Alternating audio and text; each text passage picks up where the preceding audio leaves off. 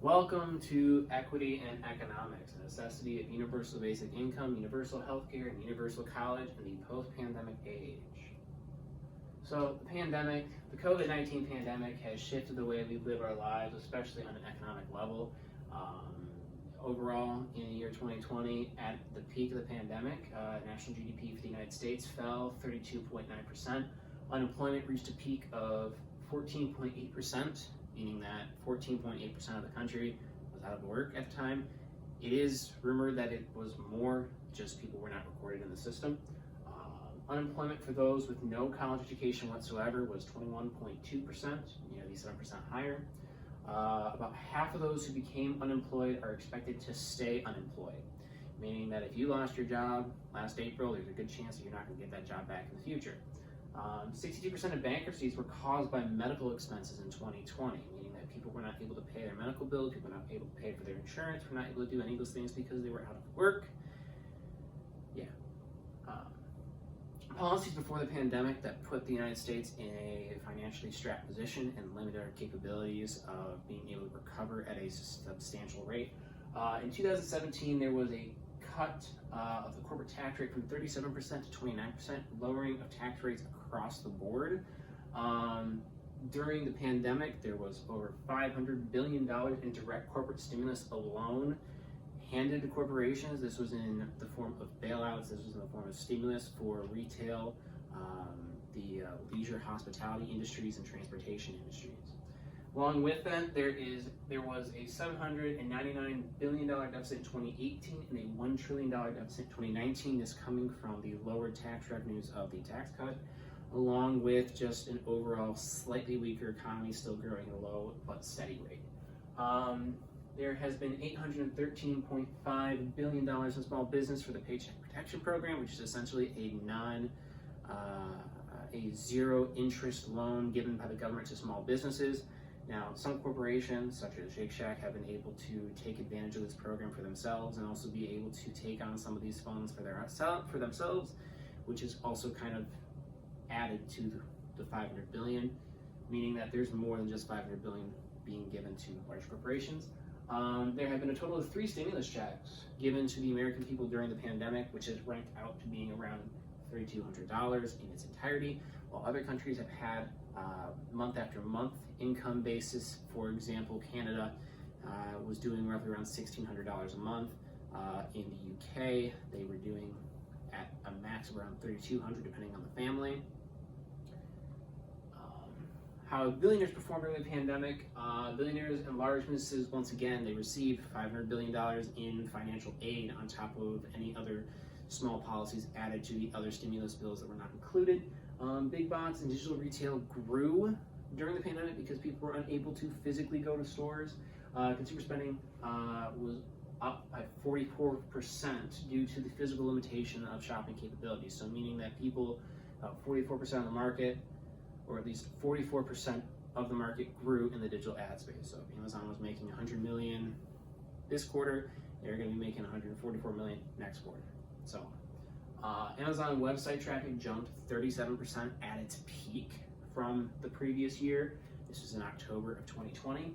Billionaires' wealth increased by $1.6 trillion and increased the number of billionaires in the United States by 614 alone in 2020. And billionaires' wealth rose on average by around 40%. So anybody that was in that billionaire percentile, their wealth raised nearly 40% during this time.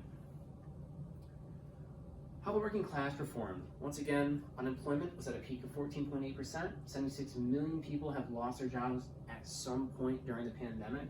100,000 businesses have closed permanently due to restrictions, lack of funding, lack of overall sales, and just lack of cash and capital on hand. 24 million adults have reported not having enough food to eat, meaning that there is food security. And this extends even further with families and children, with 1 in 5 renters also not being able to pay rent or bills during this time due to a lack of income, and so on.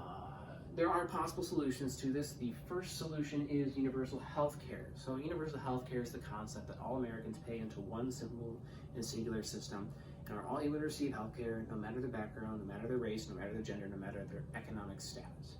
So some of the benefits would overall lower the cost of the government and regulates and negotiates prices. So, for example, say that you have drug A, the government would negotiate the price down from what its current market price in the United States is of, say, $300 to something more reasonable, like, say, $20. Healthier workforce, as 46% of workers currently only go to the emergency room when they have nowhere else to go, and generally speaking, on average, healthcare being provided in emergency rooms are normally short-term cares, not long-term. Early child care improves health and opportunity for younger generations, prevents dependencies of others on the government and social welfare programs. So this would include food stamps, this would include welfare, this would include unemployment, this would include our prison system especially. As well, currently 9.2% of the United States is uninsured, and our healthcare system makes up about 18.2% of all GDP costs. So all the money going into producing what we have in our GDP, 18.2% of that is made up by healthcare costs, which is more than what the other countries are on average. Some downsides to this position, people may have less of an incentive to stay healthy and work. Because right now a lot of healthcare is directly associated, directly connected to people's ability to work. So if you are working for a 40-hour job, say a receptionist at an office building, you're going to be receiving healthcare. Because healthcare costs would be connected to governmental expenditures, when the time comes to cut costs and repay down debts, the investments in care and new drugs may not be as present, may not be as strong, might not be as large. There can be longer waits for elective care, such as surgeries or medical procedures that are necessary long-term but can wait, compared to those that need care immediately. Like, say, for example, someone is in a car accident. They're going to have priority over someone that needs a knee replacement surgery or tonsils taken out or something else. Possible solution 2 is universal health care. This is personally my favorite choice out of all three. Workers would have the ability to take time off of work and care for their children, care for their family, or take care of other expenses. Young couples would have the ability to afford new housing, start families in countries and counties and in cities and in states with low birth rates and high costs of living. So this would apply to states like California, Texas, Michigan, Ohio, a wide variety of states that have, generally speaking, lower income but high rates of living. There's incentive to start new businesses and be less reliant on government bureaucratic assistant programs during recessionary periods. So instead of being on unemployment right away, someone might take that universal basic income that they're making that month and they might go start that business they want to start. They might go invest elsewhere, so on and so forth, buy bonds, buy stocks, or what have you.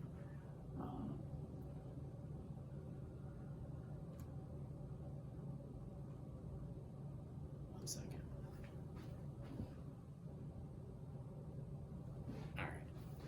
Downsides to this position, there is the potential for increased inflation, as a lot of debt will have to be taken on to initially start this program up. The free income may incentivize people not to work or find labor, as their earnings come to them for free. So they may not choose to go work at McDonald's, they may not choose to go work for that factory if they feel that they are making more or an adequate amount of money to just stay home and do nothing. Because of the increased inflation in the market, there will not be a rise in the standard of living, and there will be overall a higher dependency still on this universal basic income, meaning that over time, because of inflation, because of rising costs that come with this inflation, life expectancy will not rise, quality of life will not rise, and more people become dependent on that universal basic income, and that only increases and that balloons the effect of this system. Possible solution number 3 is universal college. Universal college works to provide all members of society with equal access to the ability to go to college or receive a higher education. Oftentimes people are prevented from receiving a higher education because of their socioeconomic status, because of gender, because of race, because of circumstances that they cannot control that limit their ability to have access to the same quality of education as other members of our society. Along with that, universal college will decrease nearly $1.5 trillion in student debt that currently exists in the marketplace. That currently prevents nearly 45 million Americans from being able to build their lives successfully with nearly 10% of those borrowers being solvent. As well, previous iterations such as the GI Bill that were instituted after World War II to incentivize education for the soldiers coming home, it benefited an entire generation of soldiers who previously may have not had access to those same qualities of education. Participant is about 40% of the participants who previously did not have access. It's around 40% that would not have ever had access to these goods or services. As well, it created nearly $35 billion in new tax revenue over the next 20-year period after the fact. And you have to think as well that at that time, the country's population was, about a third of what it is today. Inflation rates were, fractional compared to what they are today. The downsides to this position are the cost of the United States government to remove the debt already incurred and provide free education for all Americans would be too much beyond the initial $1.5 trillion to resolve the debt already submitted. So this would include having to build new schools. This would include having to fund schools, having to fund the extra resources necessary to develop new education systems, new education programs, get people involved and ensure that all students have not only the access to go to these colleges and universities, but also that these colleges and universities are offering the same resources to all students equally. The policy may lower the power that a college degree has. Back in the 50s, you could come right out of high school and get a job at a factory or a corporate office.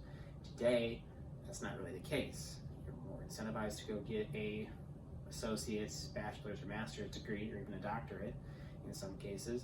And so with an increased amount of people that are highly educated, it may lesser the incentive to be educated and then lesser the incentive to hire someone just because they have a college degree. People may select schools and degrees that don't benefit the economy, or the people pursuing them will not only increase the cost of schooling and lower the benefit of investment, as well as force schools to be more selective over who they accept into their institutions, and be less able to provide the resources necessary to gifted students. When universal college is implemented, that means that schools have to provide education to those that apply and that qualify. Meaning that with more people having to come into a school and university, more resources are going to have to be allocated to more people. Meaning that if there are particular research studies being done or particular resource avenues being implemented, their funding may have to get cut or to provide education in general to more people. But why is this important is the big question here. As millions of Americans struggle to make ends meet, our government fails to enact beneficial and financial sustainable policies. The wealthy gain more influence and power.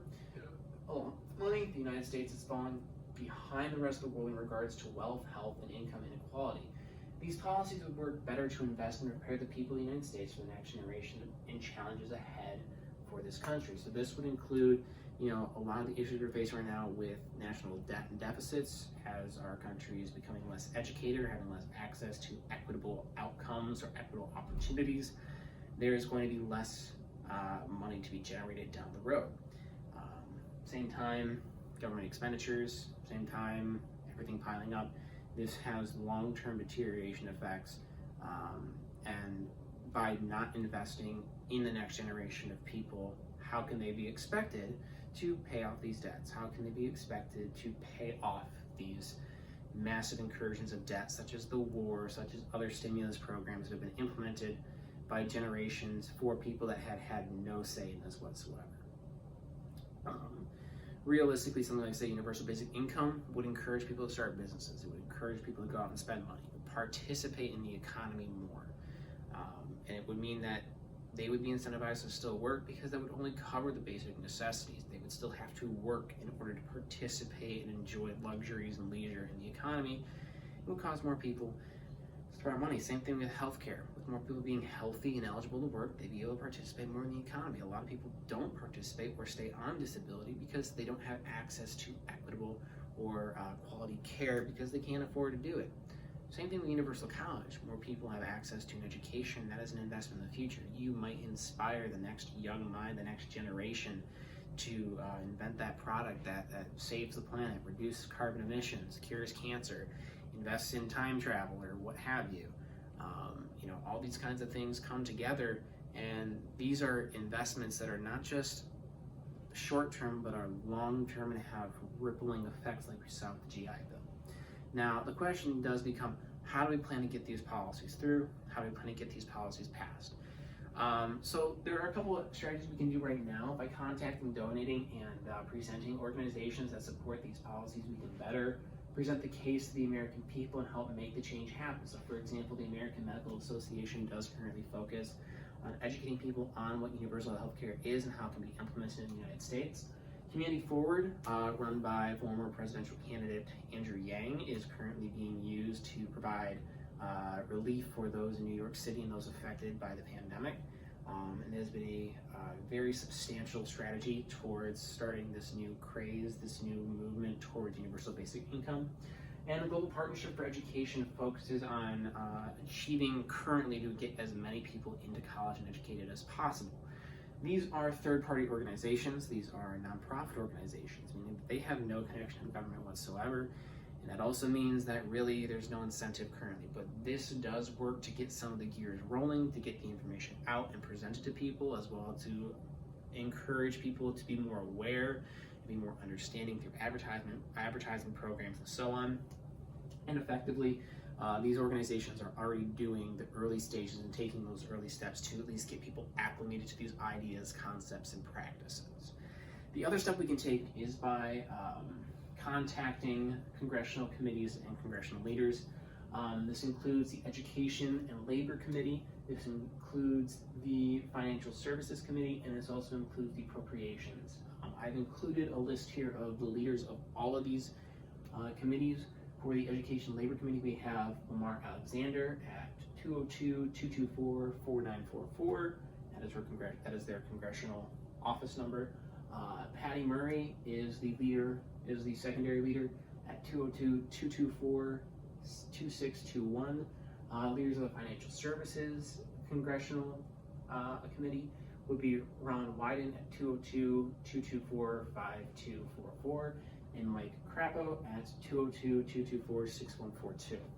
And finally, in the Appropriations Committee, we have Ross DeLauro at 202-225-3661, and Kay Granger at 202-225-5683. Now, I've selected these three committees in particular and these sets of leaders as they control the agenda for their respective committee, and each one of these committees does, in some way, shape, or form, connect to a lot of these policies. So for example, Education and Labor would probably and likely focus on developing both unemployment and education spending, so they would have the ability to propose potential bills to begin the transition into universal basic income and universal health care, same thing with appropriations and UBI. And the leaders of financial services and appropriations would also work to establish and begin the process of building a universal healthcare system and begin to set the financial restrictions and developments for universal basic income. These are my citations all together, but yes. So overall, that is the focus of this entire paper, is to show the equity, income inequality that has occurred because of the pandemic and the actions that we can take. These are only the beginning, and I am intending to contact all these members of Congress over the next several days. Thank you.